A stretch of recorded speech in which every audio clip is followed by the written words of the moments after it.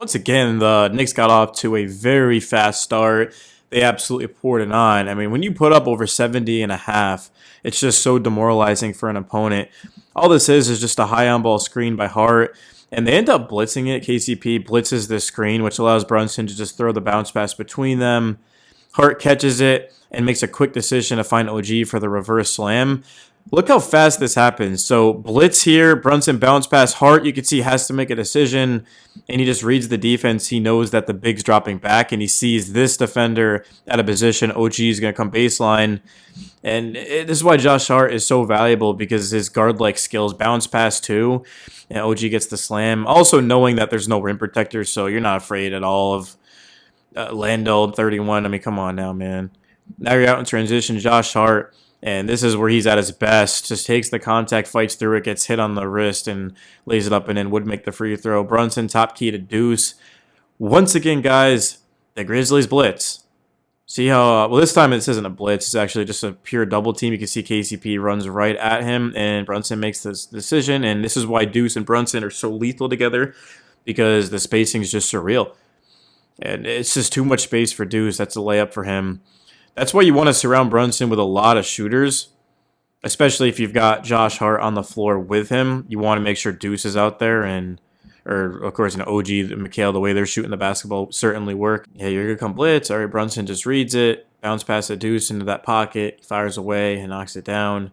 Now OG to Cat, and he's going to drive to the basket, fight through the contact.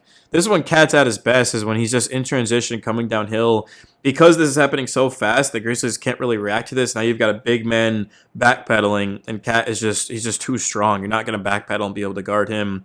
Lays that up and in. So in this play, this is exactly how the Knicks want to defend the pick and roll, is just hedge it. See how Cat fights over it, and he forces Ja to pick up his dribble, and now Jordan Clarkson's in there, and they're going to end up forcing a jump ball. As you see, Ja was trying to call timeout, but it's just a little bit too late, and the Knicks end up getting it. And on this play, you got Cat going downhill. Ja Morant stumbles down. Cat probably could have taken this, but he makes the extra pass to Deuce. Ja's confused. He doesn't know where the ball is. Yeah, so Ja doesn't know where the ball is, and he ends up just kind of thinking that it's going towards the basket, and then by the time he realizes that Deuce has it, it's already too late. Wide open, doesn't even hit the net. And Deuce screens Lindell, and Cat just gathers, fires over it, and knocks it down, man. Credit Deuce for this screen.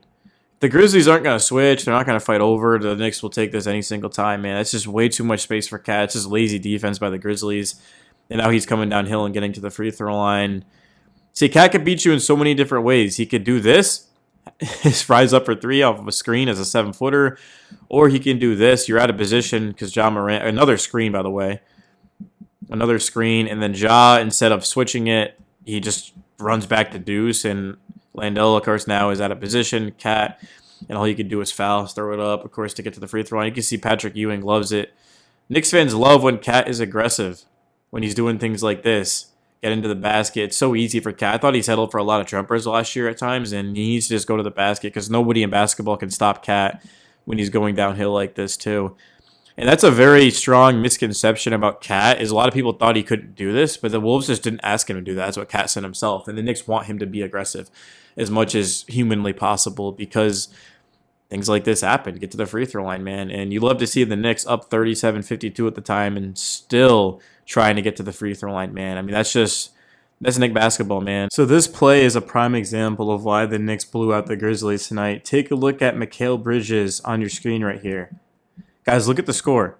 Off of a turnover, he's going to chase all the way down the floor. Landell thinks he has an easy lob to Ja, but Mikal gets back and tips it out and saves a free bucket for the Grizzlies. Now we got Brunson coming up the floor. And again, the Grizzlies, they double him, which leaves Mikal wide open to just cut to the basket. But take a look at this pass. This is ridiculous, man. It ends up getting deflected as well. But Mikal sticks with it, adjusts, and lays it up and in. This was off of the turnover as well. Hopefully I don't get copyrighted for this. Literally, I think Tyler, the guy calling the game, he basically said this is a post, and it is. See how he's going straight, and then he cuts into the basket? That angle is like a deep post route. Mikhail runs it, and it's just that chemistry of Brunson, knowing that, hey, look, if I run at the basket, he's going to find me. Brunson makes a pass that very few guards would even ever attempt. Perfect, and execution, man. Defense and offense. Yabusele, offensive rebound, kick it out to Hart, and look at this vision, man. Sneaks it right through Jackson, who didn't even see it coming, and Brunson gets the reverse layup. And it's just beautiful basketball. Now Josh Hart, he's gonna run the pick and roll with Yabusele. Ja goes under. Ja's not even guarding anyone. It's just bad defense right there. And then they gets two Grizzly defenders off of their feet. And Mikhail gets a wide open layup, the easiest bucket he'll probably get all season. Actually, that's not even true because Mikhail had a breakaway in this game. It's just Grizzlies are so bad, bro. This game says a lot more about the Grizzlies than it does the Knicks. I mean, I credit the Knicks, though, for approaching this like it's a playoff game. They needed to be doing that every single night. But, I mean, look at the spacing. This is exactly why the Grizzlies are down 18 points right now. What is this spacing? Like, oh, my God, dude. It's like it's just too easy, man. You're walking right into a turnover if you're the rookie. Mikhail picks his pocket. There's that breakaway I was alluding to. Now, Mikhail's on the top of the key, kicks out Josh Hart. You know it's the Knicks night when Josh Hart takes a step-back three-pointer off of a bounce and knocks it down. You can see Spike Lee sitting courtside as always. Is fired up about it. Marbury was out tonight. Ewing was out tonight. Man, they showed up, man. Spreewell was out tonight. Let's get it, man. Knicks legends in the building. It's becoming pretty obvious that being good is not enough for the Knicks. Despite the blowout, it was the little things that truly ticked this team off. We saw, of course, Brunson and Cat having a little discussion before a free throw, making sure that they're on the same page at all times. The Knicks are able to attack in ways they weren't last season. Like Jordan Clarkson, for example, we saw Yabusele. I thought he played one of his better games of the season. He's starting to get in more shape and get more adept in what his role was supposed to be coming into the season. Cat attacking the basket. OG's playing the best ball of his life. Mikal Bridges is clearly locked in no matter what. He's chasing down loose balls, breaking up lobs on that deflection like we broke down in the tape. And then you look at, of course, Deuce McBride knocking down multiple threes in this game.